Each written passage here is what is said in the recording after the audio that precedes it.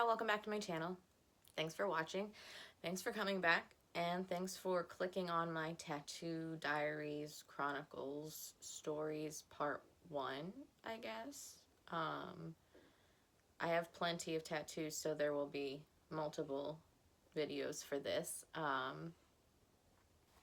So without further ado, let's get started and get into the whole shilblammy. I'm not even sure what tattoos I'm going to talk about at first. I guess we're just going to pick as we go. But I've been getting tattooed since I was probably 18 or 19, and it really picked up in my like 22-ish, I think, because one of my best friends owns a tattoo shop, and that's where I spent most of my time hanging out. So when you're bored and there's nothing to do at a tattoo shop, I get asked a lot what my tattoos mean, or, you know, the story behind them. And a lot of the time I say, well, there isn't one, because initially there wasn't. It was just, I want a tattoo today. Let's look at some patterns and throw it on my body. Like, it's a lot of that a lot of the time for me, because if I think about something for too long, then I can't do it. I'm the same way if I go shopping and I pick something up and I don't check out within the next 10, 15 minutes, I will put it back, because I'm like, I actually don't need this, never mind. So, I mean, that's actually a probably really good practice. I guess the first tattoo I'm going to talk about is the one on the top of my right foot, and it says, I don't know if you can read it, it says, "It only hurts you." And I got that because a friend of mine, I was going through a hard time. I was going through a breakup of a very long relationship, and I was in a really dark place, and she could kind of tell. So she was just trying to give me advice and make me feel better. And the one thing that she said that really stuck out to me was, you know, the pain and the hurt and the anger you hold on to only hurts you. It doesn't hurt that other person. And so I got "It only hurts you" as a reminder to, you know, let that stuff go, because it really does only hurt you and your heart and your psyche. And it's kind of funny too, because like the tattoo only hurt me, but I don't know. People always think it's funny for like multiple reasons, but never explain why, so I don't know. And I guess the second tattoo we'll talk about is the portrait of my grandparents that I have right here. That's my grandma, that's my grandpa, and it's a picture of them on a date. They went to a wedding. It's one of my favorite pictures of them ever. And an artist in Williamsport, Pennsylvania named Aaron Belby did it for me. He's one of my favorite tattoo artists of all time. And I'm going to sit down to tell the story for it, but that's my portrait. Okay, so the portrait of my grandparents. It's easier to tell the story if I'm sitting down.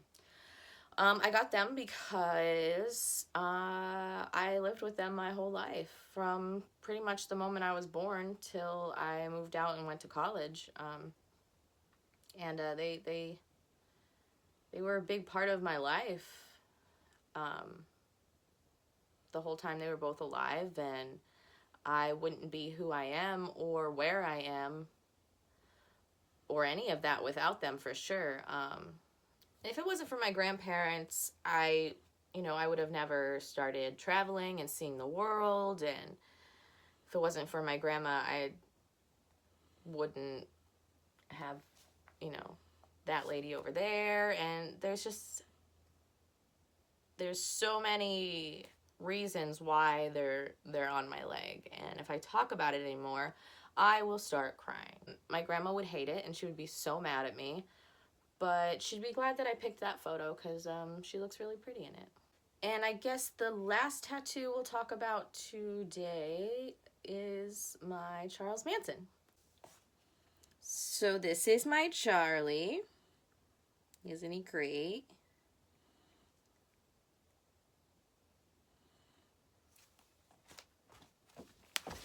Ooh. Now I get a lot of comments and questions and misidentifications of that tattoo, and it's probably one of my absolute favorite ones that I have, and I'm so glad it's right there on my arm and I can see it all the time. And I think maybe because it is so controversial and people give me so much shit for it, maybe it makes me happier about it. I don't know. But the story behind why I got it, I'm not the only one that has it. A couple of my other friends got it along with me, and the reason we got it in the moment was real petty, and I love to be petty. Like, why not? And why not be petty and put it on your skin for the rest of your life? Do it. But I've always also had a love for cults and, you know, weird stuff like that, and true crime and all that stuff. And Charles Manson has always definitely been like the top tier guy of like people I'm like into. So I got it, and our tattoo artist friend who owned the tattoo shop would not do it.